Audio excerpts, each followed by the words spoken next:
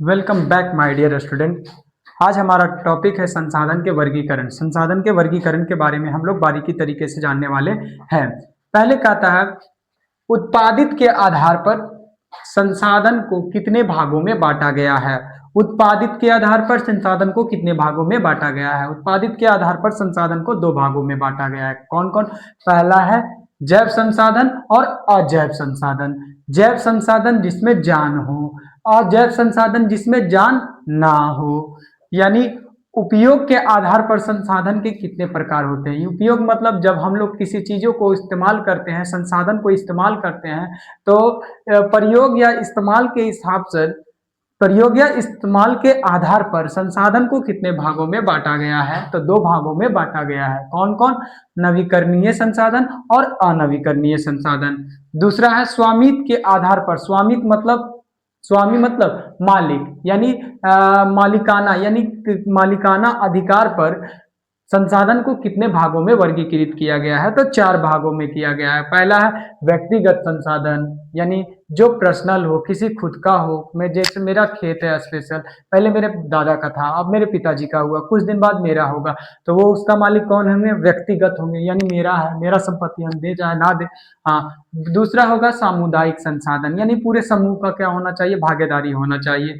तीसरा है क्या? राष्ट्रीय संसाधन, यानी पूरे देश का हिस्सा या पूरे देश की संपत्ति को कहा जाए। और फिर है चौथा, पूरे विश्व स्तरीय पर वो क्या हो? हिस्सा हो, उसे अंतरराष्ट्रीय संसाधन भी कहा जाता है। आगे है विकास के आधार पर संसाधन को कितने भागों में बांटा गया है। विकास के आधार पर संसाधन को चार भागों में बांटा गया है। संभावी संसाधन। संभावी क्या होता है? संभावना हो यहाँ से कुछ पाने का, वहां से कुछ पाने का, तो उसे क्या कहते हैं?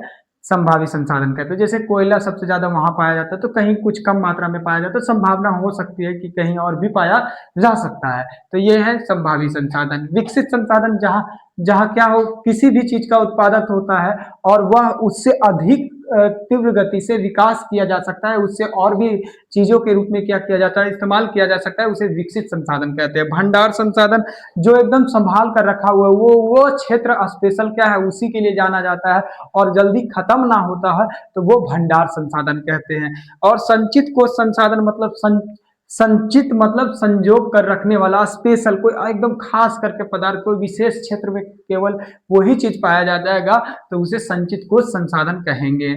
आइए उत्पादक, उत्पादित के आधार पर। उत्पादित मतलब क्या होता है? जिससे जन्म जाता है या जिससे बनता है, या जन्म पैदा होना, उत्पादित होना। उत्पादित के आधार पर संसाधन को दो भागों में बांटा गया है, तो उन दोनों का परिभाषा हम लोग क्या करने वाले हैं? बारीकी तरीके से जानने वाले हैं। पहला सवाल है जैविक संसाधन किसे कहते हैं। यानी आपको सबसे पहले पूछा जाए कि अरे बउआ जैविक संसाधन किसको कहते हैं, जरा बताओ तो आप डायरेक्ट बोलिएगा जैविक ऐसा संसाधन जिसमें ऐसा संसाधन जो हमें जीवन मंडल, जीव मंडल या जीवन मंडल, या डायरेक्ट जैविक संसाधन में ऐसा संसाधन जो हमें जैव मंडल से प्राप्त होता है। जैव मंडल यानी जीवों के द्वारा प्राप्त होता है एवं जिसमें जीवन होता है। जैव जैव संसाधन यानी जिसमें जीवन मौजूद होता है, उसे हम लोग जैव संसाधन कहते हैं। किताबी भाषाओं के आधार पर परिभाषा, ऐसा संसाधन जो हमें जीव मंडल से प्राप्त होता है उस एवं जिसमें जान होता है, उसे क्या कहते हैं? जैव संसाधन कहते हैं। जैसे कि मनुष्य, प्राणी जाति। हाँ, प्राणी जाति मतलब जिसमें प्राण हो वो जाति, मनुष्य, और वे प्राणी जाति मतलब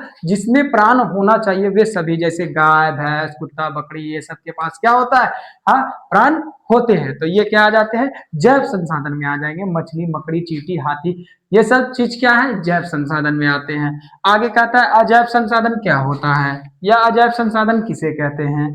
वे सभी संसाधन, कहने का मतलब वे सभी संसाधन जो निर्जीव वस्तुओं से बनते हैं, यानी जो चीज निर्जीव से बनता है, हाँ, वैसे संसाधन को अजैव संसाधन कहते हैं। जैसे कि चट्टान, धातु इत्यादि। जैसे आप कह सकते हैं अजैव संसाधन मतलब मिट्टी, मिट्टी से क्या बना, ईटा, ईटा से क्या बनेगा, घर, घर से क्या बनेगा, महल, प्लेस, लो बहुत सारा चीज बन सकता है।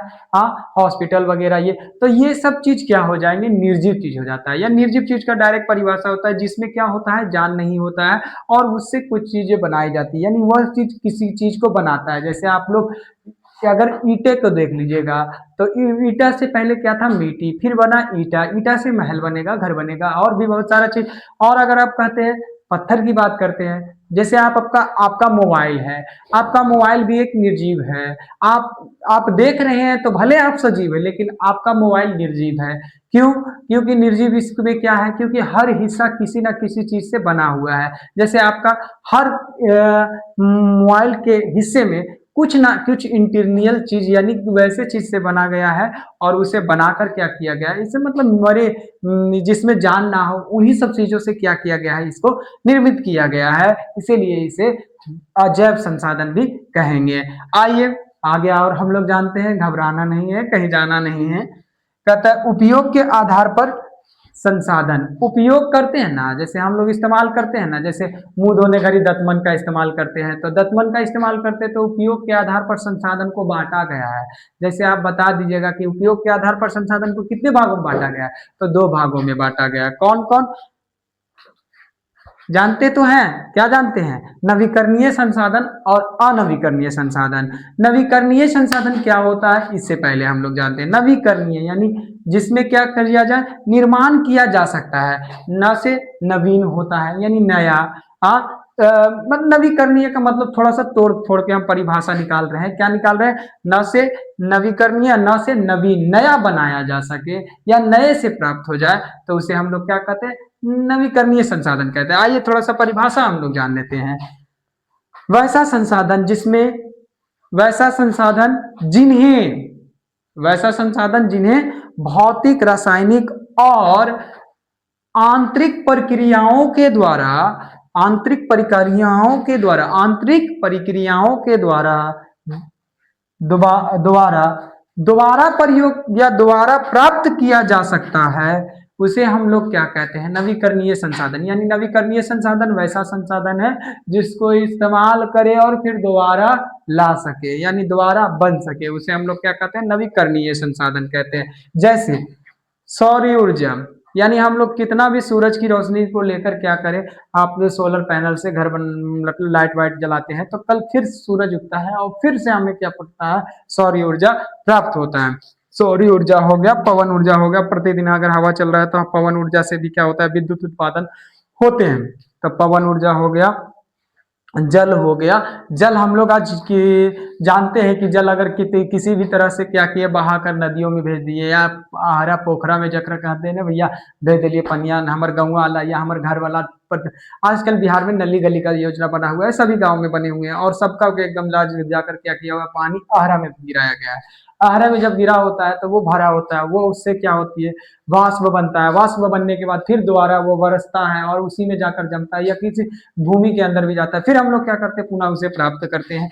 तो ये कहलाता है क्या, कौन सा संसाधन कहलाता है, नवीकरणीय संसाधन कहलाता है, क्योंकि क्या किया जा सकता है, दोबारा प्राप्त किया जा सकता है। विद्युत ऊर्जा, हाँ, विद्युत संसाधन या विद्युत ऊर्जा भी क्या कर सकते हैं, नवीकरणीय संसाधन कहलाता है। आइए, अनवीकरणीय संसाधन किसे कहते हैं। अनवीकरणीय संसाधन वैसा संसाधन जिन्हें एक बार प्रयोग कर ले, जिन्हें एक बार हम क्या करें, प्रयोग कर ले, करने के बाद दोबारा प्राप्त नहीं किया जा सकता। यानी अनवीकरणीय संसाधन वैसा संसाधन होता है जिसका एक बार इस्तेमाल करें ना, तो दोबारा हम फिर क्या कर सकते हैं, इस्तेमाल नहीं कर सकते हैं, नहीं कर सकते हैं। तो वैसे संसाधन को क्या कहते हैं, अनवीकरणीय संसाधन कहते हैं, जिन्हें बनने में, अनवीकरणीय संसाधन को बनने में लाखों वर्ष लग सकते हैं। ऐसा नहीं है कि प्राप्त हो जाएगा, लेकिन उसे बनने में क्या लाखों वर्ष लग सकते हैं। इसीलिए इसे क्या कहा जाता है, नवीकरणीय संसाधन, अनवीकरणीय संसाधन कहा जाता है। जैसे जीवाश्म ईंधन, जीवाश्म ईंधन में जो भी जलने वाला चीज है, वो सभी चीज, यानी कहने का मतलब लकड़ी, कोयला, पेट्रोल, डीजल, सब कुछ, यानी लकड़ी, अब लकड़ी को क्या करेंगे, हम जला देंगे तो भौरा नियन बन जाएगा, बानी बन जाएगा, भौरा मतलब बानी बन जाएगा, भस्म बन जाएगा, बानी बन जाएगा। अब जब बानी बन जाएगा तो बानी से फिर लकड़ी बनेगा नहीं, ना बनेगा। अब ये प्रक्रिया हो ही नहीं सकता। अब मान लिया जाए पेट्रोल है हमारे पास, तो पेट्रोल है ना बउआ, तो पेट्रोल डाल कर क्या किया, हम गाड़ी में पेट्रोल डलवाए और उसका उपयोग कर लिए, क्या किया, घूमने फिरने कहीं चले गए तो पेट्रोल क्या हो गया, खत्म हो गया। अब उसको सोचेंगे कि हम दोबारा फिर से बनाए, तो बन सकता है, बनने में लाखों वर्ष लग सकते हैं। तो ये क्या काम होता है, अनवीकरणीय संसाधन कहलाता है। चलिए आज के लिए बस इतना ही, और जाने से पहले ज्ञान पॉइंट 48 को ज्यादा से ज्यादा फैलाने की कोशिश करें, ताकि इसी तरह का वीडियो मैं हर दिन आप लोगों के लिए लाऊं। लेकिन मेरी भी नम्र निवेदन है कि जो काम समा एक बार स्टार्ट किए हुए थे, वो क्या हुआ, किसी कारणवश खत्म हो गया, तो उम्मीद तो मेरा नहीं ना खत्म हुआ, उम्मीद नहीं खत्म हुआ, अब मेरे साथ आप लोग दे रहे हैं, तो कृपया मुझे और आगे बढ़ाने की कोशिश करेंगे, तब ना प्रतिदिन कुछ ना कुछ बढ़ेगा, तब ना हमरो अच्छा लगता है कि भैया हमरो घर बन रहे हैं। जैसे मिस्त्री को मजा कब आता है, जब देखता है प्रॉपर दिन, थोड़ा सा आज दीवार उठाया, ये दीवार पूरा उठाया, फिर अगर वो क्या काम करे, दीवार उठाया, उसको पते न लगे कि कितना दीवार उठ रहा है, तो फिर मजा लगेगा नहीं। उसी तरह से हमू हैं, हमारा भी चैनल प्रतिदिन अगर ग्रोथ करेगा तबे ना मजा लगेगा बउआ, तबे ना पढ़ाएंगे। हाँ, और भी एकदम आनंद से का कहता है ना, का करी बुढ़िया बेचारी, पुतहिया मिलल खिलाड़ी। इससे कहने का मतलब क्या हुआ, अगर अगर कहने का मतलब है, अगर पुतहो सबका अगर खराब आ जाता है, तो क्या काम करते हैं, सासू के नाक में दम कर देते हैं कि नहीं। तो ऐसे हम, मेरा कहना है उस सेंस के आधार पर, बच्चे अगर खराब मिलेंगे, या बच्चे कहेंगे, बच्चा अगर साथ नहीं देगा, हम आगे नहीं बढ़ेंगे, तो कैसे काम चलेगा, फिर तो वही हाल हो जाएगा। आवत रहनी दिलवा के हम करे लगी बात रे, पढ़ा देनी ही इतना की हो गई रात रे। चलिए बस, थैंक यू। अगले दिन अगले वीडियो पर फिर से मिलते हैं। ज्ञान 48 चैनल को लाइक करें, सब्सक्राइब करें और बेल आइकन को दबाएं।